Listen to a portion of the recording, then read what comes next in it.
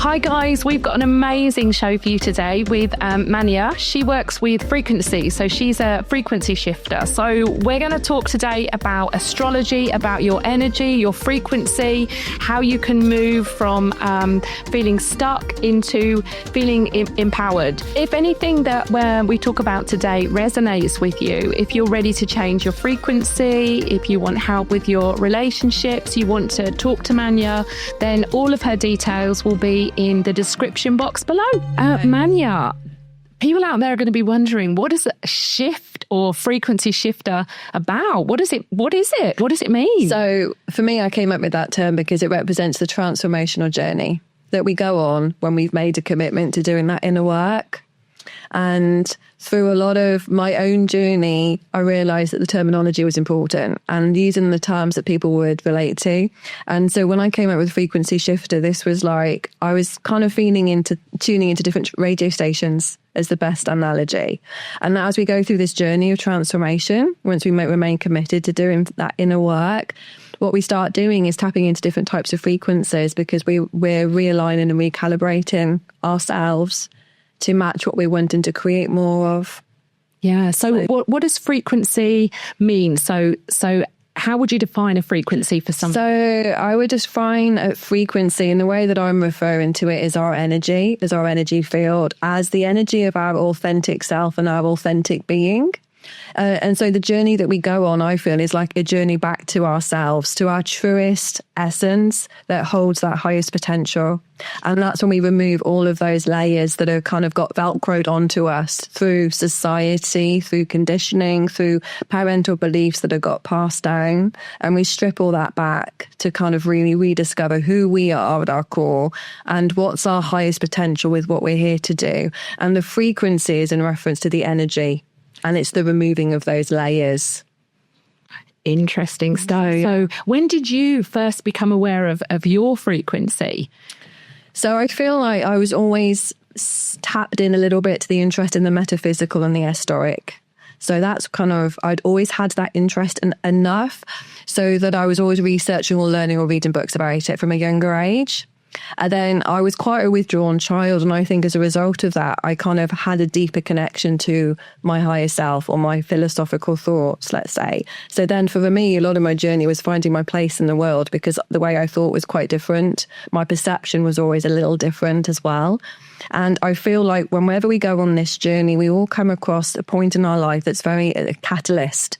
So it's not that we haven't had previous parts of that, but it feels like there's one significant aspect that acts as that catalyst that somehow takes us from that one stage and we propel ourselves forward into another. So then in childhood, I became aware my frequency maybe was different to people around me because my perception was very different with how I was understanding people's behaviours. At that time, I didn't feel comfortable to really address it because I was only a child, but it made me become more aware of who I wanted to be or who I was at my core. And I remembered feeling quite strongly that no matter how people treated me, I didn't want to ever stray from who I really was as a person. So I didn't want to become susceptible to my shadow tendencies. But interestingly, my avoidance of that became part of my journey where I had to look at that aspect. Because by not looking at it, I was also avoiding the messiness of people and that polarized experience we have of the light and the dark in our own lives. And so this is all frequency. These are all different layers of tapping into the energies that are surrounding us, that make us see things differently with everything. Like we question more. We question a lot of things. So it all comes down to tapping in. It's like it's all frequencies. You got it's almost as if for me, I see frequencies to do with how you were brought up. So it's the beliefs of your parents. It's the conditioning of society's expectations on you. It's how you're interacting with your friends. It's how you're showing up in your relationships. These are all operating on certain frequencies. And if we want to change that, we need to shift the frequency enough so that we're now entering into a different type of reality that we create for ourselves. And obviously then that's tapping into that law of attraction or the manifesting. But in my case, my interest is ensuring like a soul-led momentum. It's like connecting to the things that are going to make you feel more fulfilled. And it's an opportunity to reach the highest potential in this lifetime. So then you graduate from Earth School. And you can move on to something else. Yeah, that's kind of what I like supporting people with. Yeah. And that's what frequency would mean to me. Yeah. So before you shifted your frequency, what frequency was you actually on before? I think I fell into the trap of parental conditioning and society's conditioning as well. So there's a lot of imprinting happening within me. And one of the things I actually noticed was that we obviously carry the DNA and the bloodline from our generation. Like we will pick up behavioural patterns because they're inherent. And so there's like, what you have to do is you want to shift your frequency. You have to do the internal work. And that's not only by changing how you think, it is also having to deal with the cellular aspect of yourself too, because with that becomes the healing of 7 generations behind you, because that's how much trauma we will keep within ourselves as well. So when I was younger, I was operating on a frequency that was connected to my ancestral lineage, my bloodline. So I had a resonance of my soul feeling different, but I was also fighting against the biophysical aspect as well. That is so fascinating. So really what you're saying is so many people can come into this world holding frequencies from their ancestors. Yeah, exactly. Yeah. And I feel part of that healing journey is that you're healing that ancestral line. Yeah. I mean, obviously that term ancestral healing is used, you know, in the metaphysical world. Yeah. And that's kind of what it's saying, because ultimately before you can shift, you kind of have to look at some layers previous to that that have actually been playing out within your life. Yeah. And then you have soul trauma that could have also come in that you're carrying from a previous lifetime. Yeah. So we have things like the persecution wound. So in other words, for me, one of my journeys was to define my throat center a little bit more, because I'd had a lifetime where I'd been persecuted because of my beliefs. So let's imagine then that we've got somebody who's listening now and they are really struggling with how they feel. So they know that they don't feel right. And they've tried all sorts of things. If they're anything like me, and I know, you know, Kerry as well at some point, and I'm sorry, I've got to say this to everyone. I'm a menopausal woman, okay? And it's 35 degrees. So if that doesn't make you laugh, then you're listening to the wrong show as far as I'm concerned. So we're just going to have to put it out there and say it, because I'm actually dying here. Okay, so enough of me, and let's just go back to somebody who's out there at the minute who's really struggling, has tried different types of, you know, counselling, maybe keeps going over and over their trauma. How would you apply frequency to that? And how could looking at their frequency, understanding their frequency and working with their frequency make a difference to their life? I feel like it starts with self-awareness. So it's stripping it really back. Or why do you believe that? Yeah. Or where do you feel like that has come from? So that they can start to create a picture of how much is their authentic belief about how they're living their life or what they believe in compared to where that's come from and if that's been inputted from other people. And so that first step for me is the increased self-awareness. So that comes through reflective questioning. It's kind of like, and it's keeping it real, and it's allowing their consciousness to expand in their own time. But self-awareness is that's the first step of the process of the frequency shift framework. It's self-awareness always first. Yeah. Guiding them through reflective questions and where they can keep track of that themselves, and tapping also away from their head into their heart center, which means moving them into a state of feeling so they can start to actually build a connection between themselves and their body and their soul. Because quite often on that journey, when it comes to the connecting the frequencies, it's kind of bringing it back to a wholeness, and it's connecting those dots. So it changes to, you know, not how are you doing, but it's how are you feeling. Yes. And so we start to take sort of smaller steps in that way. Yeah. So I'm kind of representing some of the viewers out there that may not know what kind of like frequency and all that sort of, you know, the words and everything. So if I was to evaluate, okay, self-awareness and asking myself a few questions, first of all, if my frequency is off, what kind of symptoms, physical, emotional symptoms that I may experience? I feel like when someone's frequency is off, we'll have like those symptoms that people talk about, like from feeling like exhausted or feeling like brain fog. Like there won't be much clarity for them on their direction. So they'll come across choices to make in life and they might feel a bit foggy about it because the interference that's coming in there, that's impacting their frequency, is they haven't quite connected to what they really want. So some of that interference can be because other people have been saying what they should do and they have an internal conflict. But you've also got energetic interferences as well. You know, things get planted subconsciously and people aren't aware that they are being influenced or being manipulated by external forces. So when you say there's questions that you can ask yourself, could you give some examples of questions that people can kind of probably not know ask themselves, maybe to, you know, when you were saying about self-awareness, and there's some sort of questions that you may ask yourself to kind of, you know, what's going on with me, you know, can you think of... It could be, why do I want to do this? What is it that's motivating me to want to do this? Like, where am I coming at? Or what is it I want in the future for myself? It's quite interesting if you ask somebody, where do you see yourself, or what would you like to achieve? And what do you really want? A lot of people have to take a pause because they're not actually sure, because they've never sat with, well, what do I want in my life and what do I want to achieve? And sometimes that's quite a good place to like get people to see where they're stuck in their own pattern of purely existing and not actually tapping into their potential. It's like, well, what are my strengths as a person? And where am I heading? And where is what I offer best served when I think of like my work or my relationships, of how I'm showing up? Yeah. It's that thing, isn't it? You know, the thing we're unaware of. I mean, I can think of so many times where I've woken up in the morning, opened my eyes, and instantly it's like, oh, God, I don't want to get out of bed. I don't want to go to work. I don't want to do this. I don't want to do that. And obviously, when you're feeling like that, you're not in a good frequency, are you? Your energy is not good. So are there things people can do that can turn that around straight away? You know, almost like a change of state in order to change... It's interesting that frequency. Yeah, it's interesting that you mention about when we you know, when people wake up, because obviously in the astral realm, or let's say when you're dreaming, things are still happening around you from an energetic perspective. Yeah. And so if you haven't been aware of things that can be influencing your energy during that time, you can wake up feeling a little off. You can wake up feeling not motivated, and that's interfering energy that has come in there that has impacted your frequency.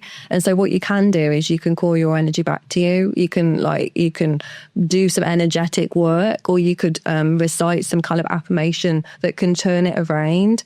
And it's about saying something and almost commanding your body to respond to it through the power of your voice as well. And I personally do that as a little ritual before I go to bed, and I do something when I wake up as well. Well, you used to tell me something on a workshop of yours that I was at about a year ago we were talking about dreaming. You know, you talk about what happens to your soul when you're asleep and you're off being busy and doing all sorts of things. And it was somebody, I think, in the group had a really bad nightmare, struggled with nightmares. And you said to them, you know, there's this little affirmation that you can say. And I do it every single night now. Yeah. Will you share that again? Because it's brilliant. Yeah, good. So it would have been something along the lines of calling through divine protection as you go to sleep. And because I can't remember exactly what the words were. What I do make sure I do is that I call through like an invisibility shield. So I'm invisible to anything that it wishes me harm. And I also recite that my footsteps are untraceable in the astral field. So that's a couple of things that I will do before I go to bed. And then when I wake up in the morning, I will also invoke all of my energy back to me. And I will reaffirm where I'm pointing, which is to my source point as well. And psychic attacks was one of my journeys when I was sleeping. And I found that I went through a 4-day period of like utter, complete terrors night terrors. And I started to, and I had to go to a shop and like get some advice as to how to deal with this. And this was like when I was in my mid-20s, and they suggested to use crystals and things to help. And I wasn't so aware as I am now about the energies that are at play when you go to sleep. And it's one of the first things I always advise people when I work with them, because they need to they need to start implementing the practices to protect their field before we can really start to get the work underway. Because if you've got the interferences coming in, then it's going to make the journey a little bit, it will make it less clear, the path for them. Yeah. So it's all about like starting with the basics really. And it's kind of bringing in that protection and recite some of these declarations that you can say. Yeah, well, who can't? Because it's empowering. It's all about empowering with tools, and that's probably what I'm most passionate about. Yeah. It's like giving people the tools to do it. So I will walk beside them on that journey, and ultimately everything I share is that they go away and they implement, and they become empowered in their own sovereignty of their energy field. Yeah. And as a result, their outer landscape will also shift. Imagine how many people out there now who hasn't had a nightmare. And I bet there's loads of people now thinking, wow, there is something that I can do energetically to help with my bad dreams. Yeah. So what can we tell them? What can you say to them now? You know, if you're having bad dreams, what's the basic things that you can do? You know, the kind of sleep, bad dream hygiene. So it's protecting your field before you go to bed. Yeah. So it's making sure you call forward like an invisibility shield to protect you from anything that wishes you harm. And you can also invoke that your footsteps are untraceable. So basically nobody can find you, so you can sleep in peace. And you can also ensure that anything that does come in is positive and it's guidance from your higher self, etc. Yeah. And then you can also use crystals. So I used to start using black tourmaline. I think I'm also, sorry, I don't know. Yeah. Well, you know, perimenopausal is catching up with these two, pal. Well, you know, so I'm feeling you with it. Yeah, okay, where are we? Right, and then, I was advised to work with black tourmaline crystals as well. And it's positioning it in a pyramid. So the pyramid is one of the strongest, or a triangle, should I say, is one of the strongest symbols you can work with, energetically speaking. Yeah. And so there was taking 3 black tourmaline crystals, and you're putting 2 at the top and 1 in the middle of the bed at the bottom. And so in other words, you're sort of creating that pyramid shape, and then you're sort of so 2 either side. 2, and then 1 at the bottom. And obviously you need to also bring here the power of your visualization and seeing them connect into like a field of protection around you. And that really worked for me. And then obviously I learned other things to start to implement once I started to understand a little bit more about energies at play. Yeah. But ultimately that worked straight away for me to protect. Yeah. Do you put any crystals around do you do any crystal grips? I actually use quite a few crystals when I have a bath, actually, because I was told that if you put a crystal in the bath with you, it amplifies the energy of them. But there's no right or wrong. You can stick them in your bra and Some people do, yeah. I was going to say knickers. You just about to say knickers. It's okay. You put them in your knickers. You can't put them in your knickers. So one of the things that I do with the bath salts actually is that you can, like when you're working with crystals and they say about cleansing, charging and programming the crystal, okay, so there's that 3-step process.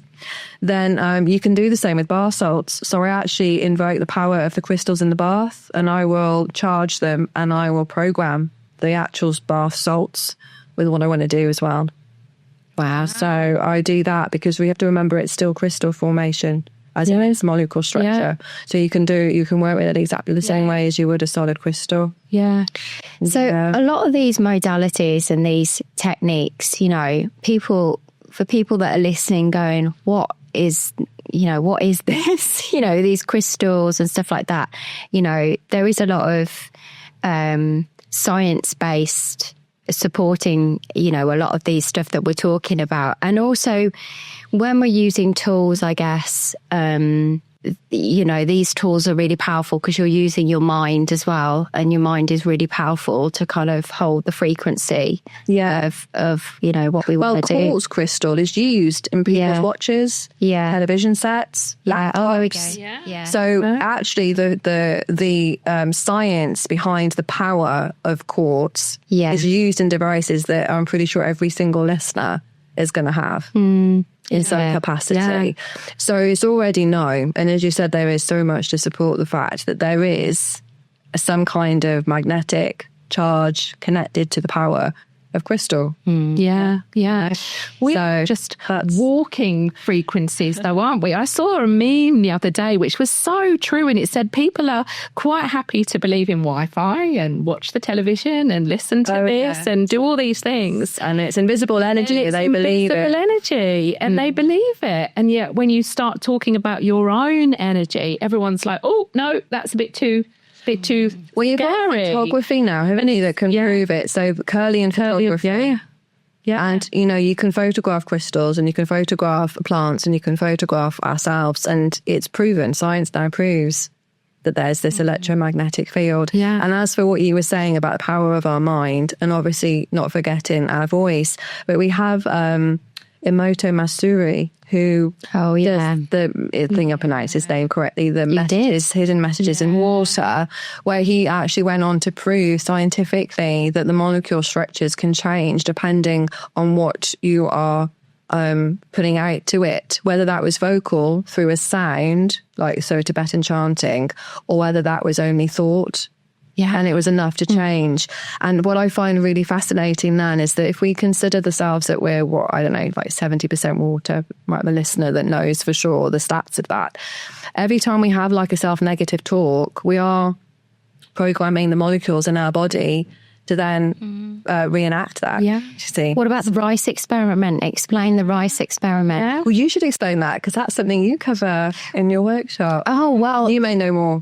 Well, the rice experiment, I'll just talk about it briefly. You've got 2 tubs of rice cooked. The 1 tub of rice, you put a label on it saying love or you're beautiful. And you talk to this rice and you say, you're amazing, you're beautiful, I love you. Then the other tub of rice, you put horrible things on it like I hate you, you're disgusting. And over a period of time, I don't know the exact experiment details, but the rice that you said, I love you to, you're amazing, actually kept its colour and taste, and then the other tub went black and lost its, you know. So that just goes to show, you know, what are we saying, or, you know, our thoughts, what are we saying about ourselves, and what are we saying about other people as well, because obviously that can affect what you're putting out there. Absolutely. And all of these sort of things makes up the frequency. So when we know, that's kind of like why really with what I do, it's like I tap into kind of so many different aspects of what's required in order to shift, because the self-talking is a big one, you know, like the ability to know what you're focusing on, so you have like a trajectory of where you want to be heading as well, because it all comes down to frequency is how I see it. It is. I mean, I think it's wonderful, because I think it's everything. It's everything. So can we talk a little bit about something we were talking the other day, and that's the power of your voice and the frequency of your voice, about how our voices are we use our voice as an ability to heal. Is that right? Is that I remember like a few years ago, I had a meditation where I was showing all of these different strands coming down that connecting to different people, and it was almost like they could be plucked, and then it has a certain frequency or vibration which is obviously unique to everybody. And so taking that, and then also like having some more kind of wisdom, so to speak, that came through a few days ago, I started to then understand the significance of our voices when it comes to our own journey and being the vibrational medicine for ourselves, because our voice is tuned into our soul essence. And so when we're using our voice to heal, so that's whether we're using our voices to pray, whether we're using our voices to recite affirmations, or whether we're using our voices to command ourselves and activate our own cellular kind of healing, our voice is what is the contributing factor to the activation within us, because it's completely programmed to our resonance. And that was kind of like quite eye-opening when I understood that, especially for my own journey, because in my own journey, my voice has been the thing that I've had to step into my power a little bit more, because I had my own sort of soul traumas around that. And now I've started to understand the significance of that, even for my own journey, actually, the voice, our voices. For people that are listening, who'd like to get to know you a little bit more, would you like to sort of talk about how you started a bit, with your own journey? You mentioned that you've had a few traumas and things that have happened to you. Would you like to sort of... Yeah. It's very interesting about I've always been happy to share my journey, but it was something that I hadn't really done as much as I am doing now. And then I started to see that perhaps people assumed I had it all together, and I haven't had, and I don't have my shit together, and I haven't done. I have been on the dinghy, in the vast seas, all on my own, through choppy waters. I have boarded the Hot Mess Express. And I just that one where I was like, okay, I feel like in order to allow people to see that I'm also raw and I've had a journey myself, I've started to share this more. So I'm more than happy to sort of speak about it. Really, I would say the catalyst of my own journey started 5 years ago. So I always feel like and laugh now looking back that I must have signed up to some accelerated path so I could be where I needed to be right now. Because this was massively traumatic. At the same time, these people that were involved in that were probably my greatest teachers. So I was married, and I remembered things were they were lagging a little bit between me and my husband at the time. And there was some sort of detrimental impact happening as well with the impact on our children. And I happened to say, okay, I think maybe we might be good to have a bit of space. But what I didn't expect was a barrage of then what turned out to be his behaviors that I'd never seen in him. So within 24 hours, and he was a spiritual person, he was connected to a spiritualist church and was very Claire gifted. But within 24 hours, he had aligned himself to say he was now a Christian, that I was batshit crazy and needed to be sectioned, marching me to the doctors. He was then told there's nothing wrong with me. And that didn't stop him. He then reported me to social services. He then spoke to the police. He spoke to the school. He spoke to my mum. He went to my line manager, trying to create this false narrative that I was about to abduct our kids and all this. So he really flipped the script, and I didn't see any of it coming. And when I then ended up having to be assessed by social services, and they were like, yeah, she's absolutely fine. They became more concerned with his behaviour towards me and the extent that he was going, because he was also now starting to video record me, put cameras up in the house to try to catch me out with certain things so that he could have more influence in what he wanted to do. The social services report remained quite neutral, but they did mention concern over his extreme behaviour was worded in there, and also parental alienation kicking in. So he said, so based on that, and then behind the scenes, he was saying, I think you need to go and get some support from Women's Aid, because these behaviours were emotional and psychologically abusive. And then we had the financial abuse kick in too. What happened then was that he's flipped the script. So he became the victim of domestic abuse and put me down as the perpetrator. And while we were doing mediation, or what was then advised to do mediation, and I went through that, I then happened to say to him, have you arranged yours? And he's like, yes, I'm dealing with it. And what he actually was doing is filing papers against me to put the children in his sole care. Now, during that time, I then had 7 days to counter, but the courts ended up losing my documents. So everything kind of cascaded from there, because I was caught off guard. And when I look back, I had to figure out, why had I missed that he would behave that way? Why did I not see that was his intention? And because there was one comment he happened to say to me, he said, if you leave me, I will take everything from you. And I didn't believe he could do that, because logically, there was no way that he had any evidence to do that. So I knew he might have been hurt by me even saying the comment, and I really didn't expect he would have that much weight behind manipulating everything. that I hadn't seen coming.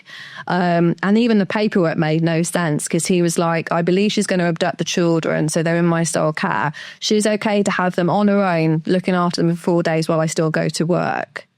And I was like, logic would say to anyone reading that, well, that can't be, you can't really be that concerned. So I was expecting people to question, and they didn't. The system never questioned it. Courts never questioned anything. And it perpetually got worse until eventually I was forced to leave, because I was told if I stayed, I would cause more psychological harm on the children because of how he's treating me. And so I felt like, okay, I suggested a different type of model we could do called a nesting model. And I was doing my best to kind of keep moving past all of the obstacles. And in the end, it was like, it was awful. Eventually, he financed me out. And then during the time of me preparing for the final court hearing, because I'd rescheduled the date, he went to the original one and I wasn't there, got everything his way. But during that time, I decided to do a work course to get my ducks in a row, to improve my circumstances financially, because I wasn't the main breadwinner.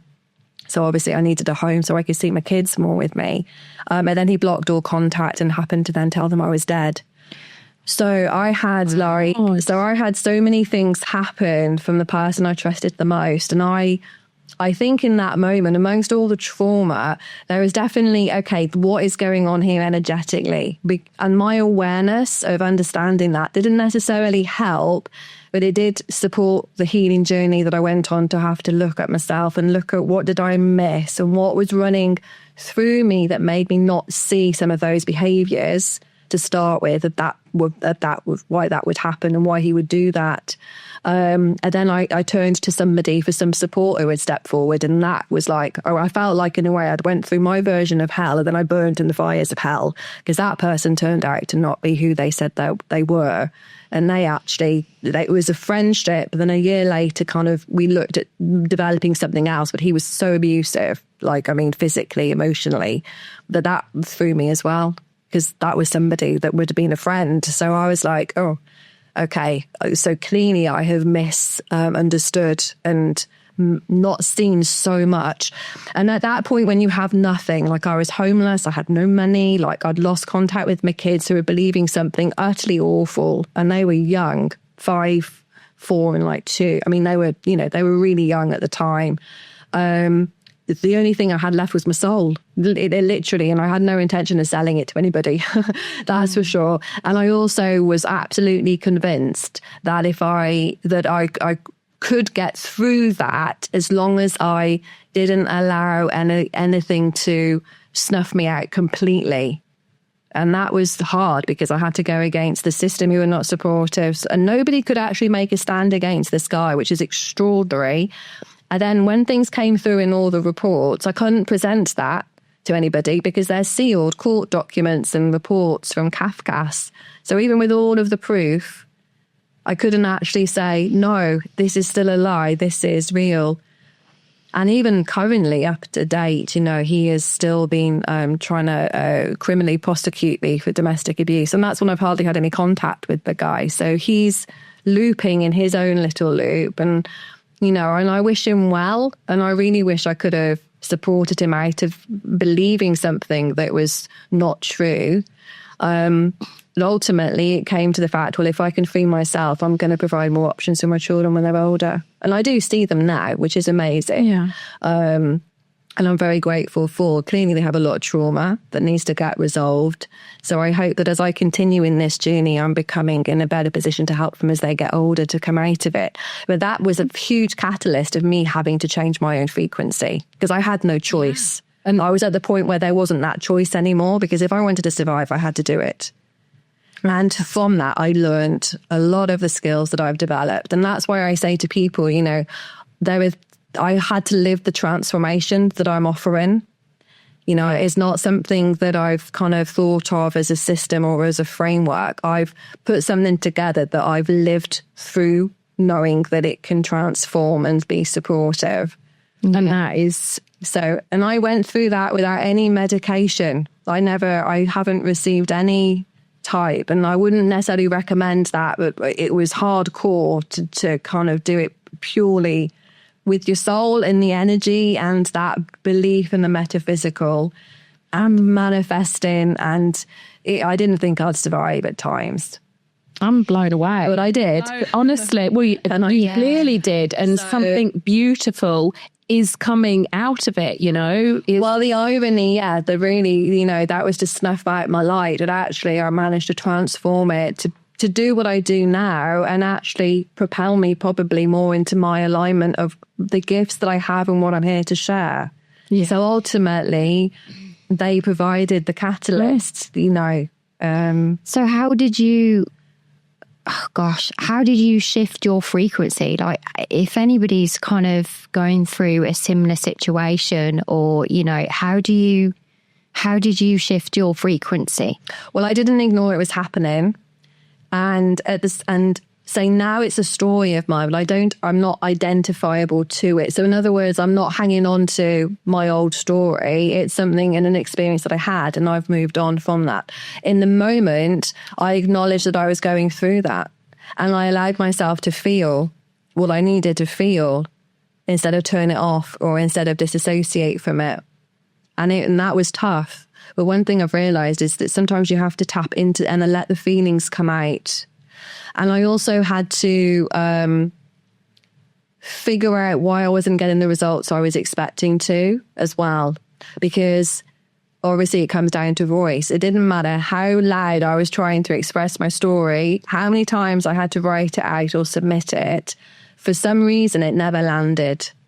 And then I started to see that really I'm up against a system that isn't supportive. Yeah. And so what this comes down to is you need to lean into the people that are already on the other side, who gets that you're not really going against one person. What you're doing is also going against a system that actually isn't set up to support you. Because the system isn't really set up to support. They like people to be compliant. Yeah. They want people to kind of, also bring up the children that they probably, in the way that they would want to. And I'm kind of a bit rogue and going off course, with my approach, because I'm going to be supporting creativity and innovation, and smart people can't be controlled. So you're also seeing a pattern here where the whole system is also not equally as maybe supportive. And you have to have the strength, and it's about leaning into people in the community around you. And there was one or two that stepped forward, and obviously that became a learning in itself. But I would say that that's really made me want to support someone's entire journey. Like, that's why I do mentorship. Yeah. Because it's the guidance that's needed. I don't feel like that these journeys are a quick fix. I feel like people can go to lots of different, like a course or a workshop or something, and for it to really stick, it's that consistent support of the transition. Absolutely. And I would say at the times where I needed that did come into play, even if it was from people that turned out to be not quite as authentic initially. But I would say that I leaned in to the one or two that I had to support my journey as well. And what got the bigger picture with the energies, and not many people can, because there had to be an understanding that there was more to what was only seeing on the surface. I'm talking about energies that were working through the people too. Yeah. So how did you know? How did you know to go inwards? Because you've said that you realised that the only thing you had was your soul. That's really profound. And there's a lot of people out there that wouldn't realise that. Yeah. And so how did you know? And how did you know to go inwards? And what kind of guidance did you get from the people that stepped forward? Hi guys, we're just taking a short break from our chat. I just wanted to let you know of our guest that is coming on our show next week. His name's Richard. He's from Scotland, and he has the most amazing story regarding his health and how he got into spirituality. Back to the show. So I think when I realised I had to go inwards, there was that combination of honouring the process and the moment that I was experiencing on a human level, okay, because we can't discard that, because when it's not all roses, it's not all roses, and we need to allow ourselves to feel that on a human level. And then on a soulful level, it was reminding myself that there is a learning to be had here. And when I was in a place to see what that was, I would start to explore that. And then alongside that, I was like, okay, well, I do believe in law of attraction. And I knew, and I had done that before. I have manifested before that moment. So I was reminding myself of the skills that I knew, that it was possible to turn it around. That instead of trying to jump so quick, I ensured that I made the steps seem smaller. So in other words, you know, when you're in the thick of it, you don't go, well, I'm going to be, you know, I want to be here now. You have to make it a bit more manageable so that your human self can keep up. So really, if it comes down to getting through the day, and if there's only one thing you're going to do to kind of improve, you know, so that you're still functional for the next day, then that's what you do. You don't suddenly go, well, in 5 years, I'll be here. Yeah. Sometimes you can't. You have to break it down because your self has to believe that that's possible. Yeah. So it's keeping it small and manageable and something that is momentum, because it's about moving forward. Yeah. Yeah. So the feeling I'm getting from you is keeping it real and being authentic and not being afraid, not being afraid to feel. Yeah. Because often we either push it away or we blame somebody else. Yeah. Instead of, you know. Yeah. That was the one thing I had to learn. Was like I had to not try and blame you know, and I could, because I actually, one of the things that I've always been able to do, and this has been part of the learning, it's always been easy for me to see how something could have landed for the other person or where they're operating from. So obviously my ex-husband in that moment operated from complete fear. So for whatever reason, he genuinely believed I was going to take the kids and he'd never see them again, which wasn't true based on all of the practical things that were happening of me actually attempting to come up with arrangements. In that moment, that's the state he was in. And I could see then that was like, you know, that resulted in his behaviours. What I had to learn was that it doesn't mean it was acceptable. Yeah. And actually, when I was really having to feel into this, it was almost as if you deny that that's what's happening to you, you're almost silencing that part of yourself that is in pain, because you can't try and be that empathic out of the situation to somebody else, because you're discarding that part of you that's actually in that state of suffering. So that when I say about going booing, that's what I mean. It's like you have to acknowledge, because if not, you're ignoring that part of you that's in that state of suffering because of someone's behaviour. It is, isn't it? It's I've gone good. It's and that is so powerful. The other thing is not staying in that state. Yeah. So that was what I had to do. It's like it's okay to have those moments, and I also was quite adamant that I wasn't going to allow myself to stay in that perpetual state. Yeah. So it's like, okay, I will give myself a few days if that's what I need, and then I will, like, you know, start to like be more forward focused, like how am I? Yeah. And I didn't think it was anyone else's responsibility. That I knew that this was down to me. I had to drag myself out of the situation and find that strength. Yeah.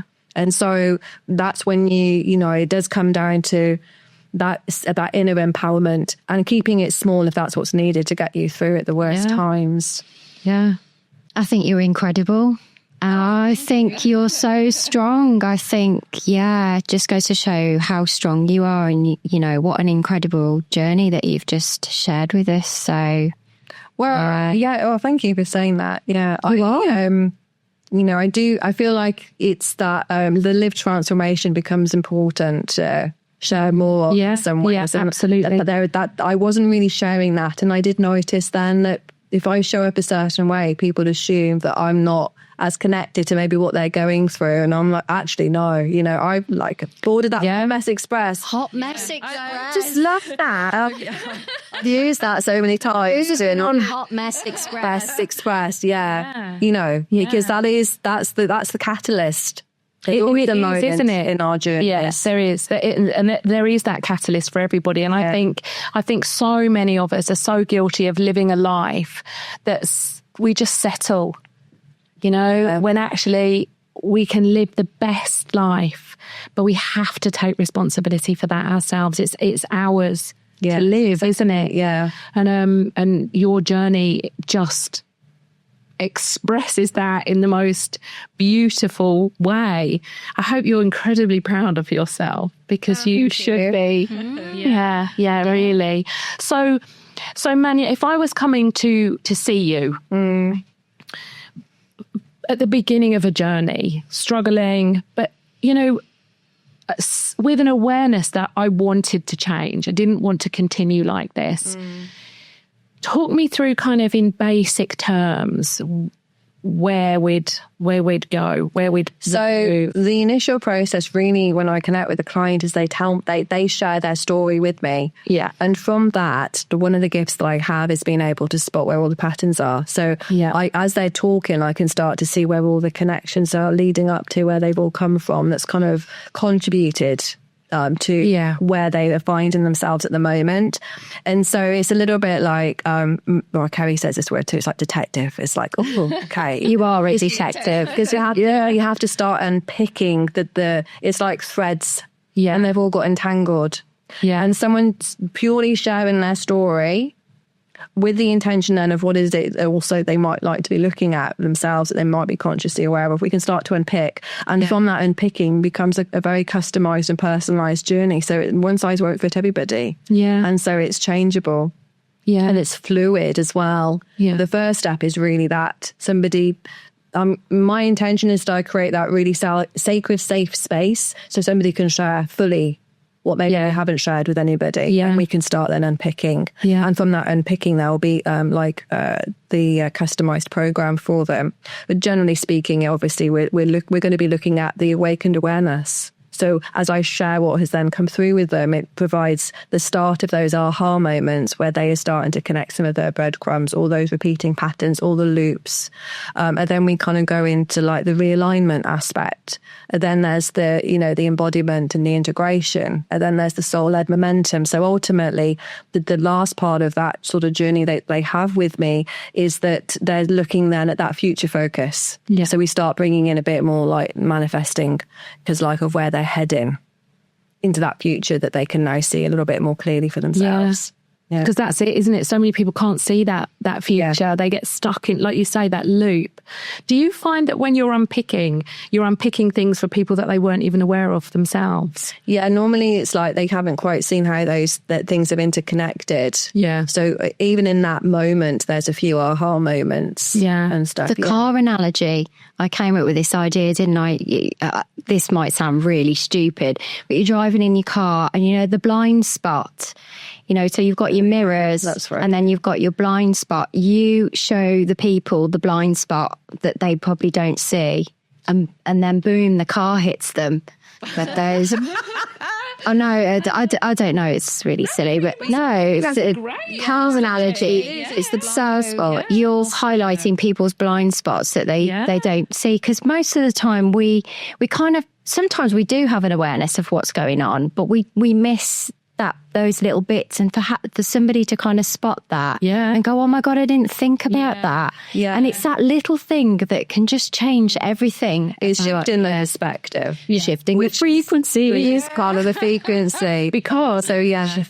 Shift happens. It's about the lens. That's how I always see it. It's almost like because one of my sort of gifts happens to also be the zooming out. So to speak, then I can share that perspective then. Spirituality.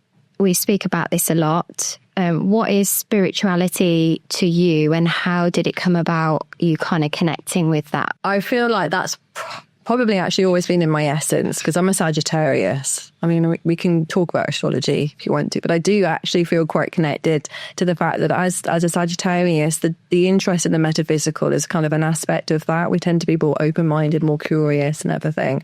So I feel like I was kind of born with a general interest in the metaphysical world. And then really I started to kind of get more interested in the religions that are out there, so there's kind of Christianity or Buddhism and stuff. And I actually did theology at A level. And my own also cultural background, because I'm half Iranian, Armenian and half British, but what it meant was when I went to Iran, I would start reading and seeing the news that side. I'm becoming aware of the news this side, and I was becoming a little bit more aware about government propaganda. Okay, so I won't go too much into that. But my awareness of seeing how things can be manipulated was getting increased at that time. So this was more to this story. And then theology, when I studied this at A level, it was the Dean of Hereford Cathedral who taught it.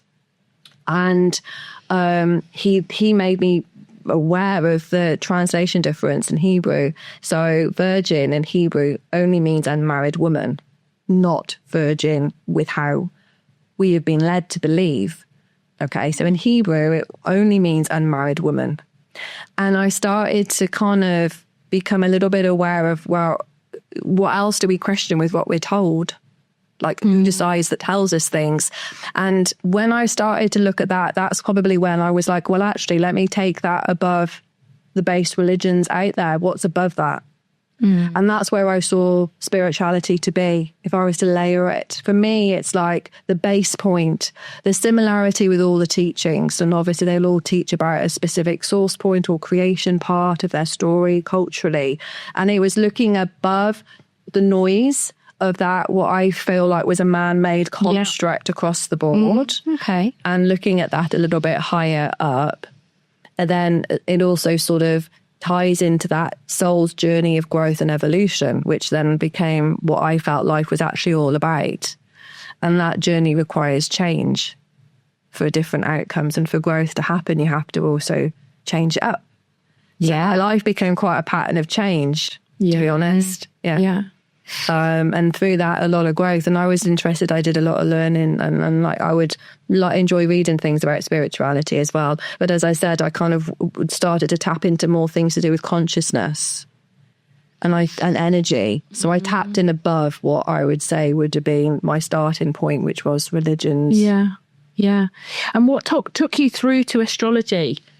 I think I'd always had an interest. You know, I was always one of these teenagers that would look at the horoscope until I realised that actually there's so much more to it that you don't really get a clear read of these ones that kind of go, oh, Sagittarius, this is not thingy for you this month. Because I started to become, and that interest probably the last 10 years, I started to go, well, actually, if, you know, it's important where your moon is, because that influences you a lot from an emotional perspective. And then I became really interested in the North Node and South Node, because that's the energy of where you've come from and where you're heading. And I actually include that in one of the service offerings that I do, which is called the Clarity Key Reading. Because what's interesting with the North Node, South Node is the South Node is going to be the energy you've come from, which is going to be the most comfortable way for you to operate, or your likes or your dislikes, and what you're choosing to do with your career, because you've done it before. So it feels comfortable and it feels very natural. But the thing with that is you can end up looping or staying in the same space. Okay, because it's easy to do. Yeah. Your North Node is actually where you're heading, and that will be in the opposite sign. So it's almost for that change to happen, for you to reach your soul's evolution in that lifetime, you are going to be wanting to head towards the characteristics, qualities and everything of your North Node, which will already still be within you. And there might be some resonance when you look into it. And the purpose is that it supports where your soul fulfillment will come from. And your career choices it can influence. And it also will also be how you're showing up in relational dynamics. I love this. Yes, I get so excited about this. So for people out there going North Node, South Node, what? Use me as an example, because you've done this with me. So explain what my North and my South and how it correlates to kind of me, because I think that will help people understand it a little bit more. Okay, so my South Node is in Capricorn and my North Node is in Cancer. So if you wouldn't mind explaining about me to make it kind of relatable, and so we can make it relatable to make people think about how it could help them with their journey that they're on. Right, yeah, okay. So obviously with yourself, with your South Node in Capricorn, that means then you're going to have a natural leadership quality, so you'll naturally be inclined to charge forward, to sort of take control of the situation. There's a lot of, I always feel like with Capricorn, and I always feel like a lot of red energy, which correlates to some of the colours that I look at as well. So you have quite a good business acumen as well. You can be quite savvy. Yeah.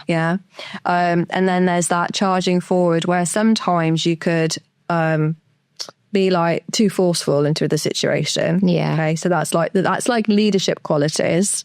Okay. Because you would have come from somewhere where all that was needed. And as you're going into Cancer North Node, it's finding the power in surrendering into the patience and into the stillness. So it's actually finding how you lead from a kind of slightly different energy. So it's all about creating the nurturing space. And whenever I feel into Cancer, I always feel into the more feminine type of qualities. So it's looking at what the strengths are in that. So it's kind of creating the container, that sacred container, taking the pause before responding and being comfortable with the patience and in the stillness and still finding empowerment in that. Because that's quite a different energy where the power is coming from to what you would have been used to. I've been working on this and it's so fascinating, and it has, knowing this information, it's really helped me evaluate and observe myself, how I'm showing up in, with friendships, relationships, work, everything. Yeah. And it's so fascinating. And yours is, you're coming from Aries Libra. Coming from Libra into Aries. The really wacky thing is, I did Craig's, that's my husband, for people that don't know, and his is the complete opposite way around. So that's great, because I feel like there's like a really close dimension to you, soul contract there, where you're actually supporting each other, because what you've already learned is where he's heading, and what he's already learned is actually what you're learning. Yeah. And so the combination is really beautiful. That's amazing. I did try and sit down with him last night, but I'll try again. But I was reading about it, and I've heard over the years so many things about twin flames, but that is actually the twin flame. Oh yes, because the twin flame is all about the activating each other to actually reach accelerated growth. Yeah. I mean, that's kind of why the twin flames will come together. Yeah. And so I didn't know that specifically, but I felt the energy when you shared that there was that really closeness as to why you've chosen to support each other in that journey. And for me as well, knowing that about myself actually really supported as well, because I'm Pisces South Node and Virgo North Node. Now, I do need to add that this was obviously came into my, somebody shared this with me, and then I went with it, and I realised that because I had a natural kind of thing with the patterns, so this really, I kind of really took to this kind of, and I then see it play out, and I can't tell you how often I go, because sometimes I can spot what they are before they tell me now as well. In it, it's kind of can sometimes come through, and it's definitely quite supportive of where you need to be aligning to head to your fullest potential. And the reason is because then that's when you have synchronicities happen. Yeah, like the universe starts working with you. Yeah, because you're actually in alignment with where your gifts lie. Yeah. And that transition, I always feel like that's your initiation path, because that's something that takes you from that to that. And that can be this like catalyst accelerated journey. So for me, with my Pisces in South Node, then it meant I was much more of an inclusive inner we and very intuitive. And then my Virgo is bringing it into practicality. Yeah. It's bringing it down into something tangible, and I'm here to build. It's like building something that people can go to, even if it was a site, or working with people, or create an academy, or, it's like it was bringing it into form. Yeah. And so that was, not staying on my lofty perch sort of thing. And it was like, okay, I've got to bring it down to earth. Yeah. And that was my transition and my journey. And the more that I've stepped out of my comfort zone, I would say that the synchronicities have lined up. And you can say that with yourself regarding the podcast. You see. Things will flow very quickly when you suddenly tap into the energy of where you're meant to be heading in life. Yeah. It definitely feels good when you're following what you're meant to be doing. Once you make that initial shift and trust in yourself, that these feelings that you've been having, and once you make that shift and that leap of faith, it feels truly amazing. So anyone listening, for them to have a reading with you, I mean, how could it help? Could it help people, with if they're stuck at work with, I mean... Yeah, well, I call it the clarity key reading. So actually, they can set what their intention is that they'd like to focus on. I mean, generally, I would say, I work with the visionaries and the change makers, and it certainly can work, if people wanted to find out more about their relational dynamics, or why they happen to be looping. So I feel like it can be done across the board, because you can tap into the energies that are representing those qualities. I mean, it's open in that way. What I find it provides is that's the access point to escape the loop you're in. Yeah. Because it gives you a higher perspective, and there's a resonance. There's not one that I've not done where someone's not gone, oh, that's really me. That makes so much sense. But ultimately, it's the tool to be like, oh, I can see why I keep feeling the same way, even when I've changed my job or I've changed a relationship, or, you know, because there are certain patterns there that are inherent because they're coming from a previous lifetime, which in itself can carry certain types of wounding, because the wounding is the learning, if that makes sense. So once you expand awareness, and that's the first phase of the frequency shift framework, expanded awareness. So that the reading can provide that first tool as an add-on to the journey of awareness. Yeah, because you know what? Shift. We'll start being so excited about it one day. Do you reckon? Do you know, it really does, though. It really does. And the astrology has blown my mind, actually. And you're completely right, because everything you've spoken about, everything we've seen, it's bob on. Well, yeah, it all comes down to, you know, one way or another, if you're committed to wanting to change your life or grow, and you don't know where to start, the shift is going to happen to you. Yeah. And that understanding can really make a huge difference, because your conscious self can start to keep up with the internal, the energy shifts. So, Mania, have you got any words of wisdom? Really, anything that you really want to kind of leave with people? Anything? What would you say to people who were out there and just with that knowing that I spoke about at the beginning, that knowing but just not knowing? I would say, remember who you really are.